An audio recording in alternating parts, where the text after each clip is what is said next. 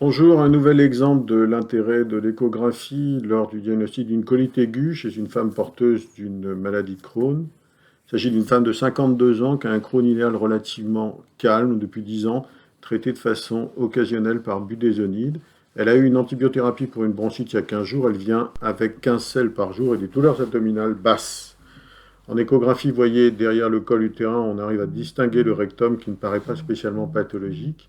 On part à gauche et on tombe sur une zone sigmoïdienne qui est nettement hypoécogène avec des dépôts blanchâtres à l'intérieur, vous le voyez, qui se termine par une zone où on voit une stase gazeuse.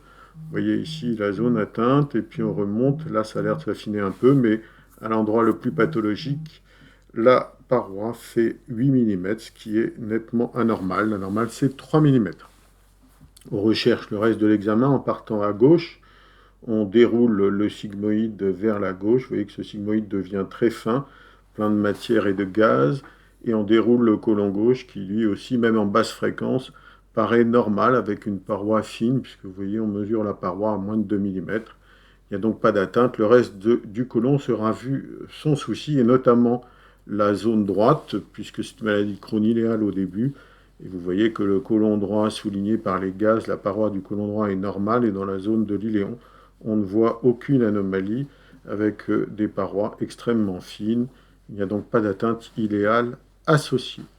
Alors on va reprendre l'examen en haute fréquence de cette zone pathologique. Et vous voyez qu'avec la sonde à haute fréquence, on voit beaucoup mieux les couches. Il y a un respect des trois couches. On voit très bien la couche muqueuse hypoécogène externe, au milieu la sous-muqueuse grise, et à l'intérieur la couche muqueuse noire. Ce que l'on voit très bien, ce sont aussi des petits dépôts blancs adhérents à la muqueuse, comme celui que vous avez au milieu du carré.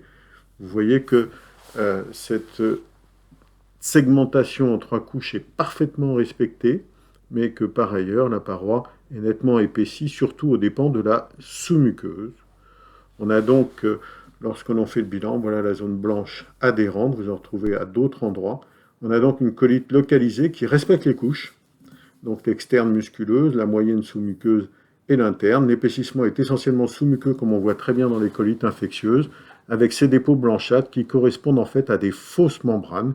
On peut voir ça également dans certaines formes de rectocolite hémorragique. Mais ici, on est dans une atteinte sigmoïdienne isolée avec respect de couche, avec des fausses membranes, qui n'est pas du tout le phénotype habituel de cette maladie de Crohn, et on sait que le phénotype est plutôt stable. Il y a donc peu d'arguments pour une poussée de maladie de Crohn. On a une forte suspicion de colite à Clostridium qui sera confirmée en 24 heures par la toxine, améliorée par la vancomycine, et je vous recommande de faire un contrôle de l'échographie à 15 jours pour vérifier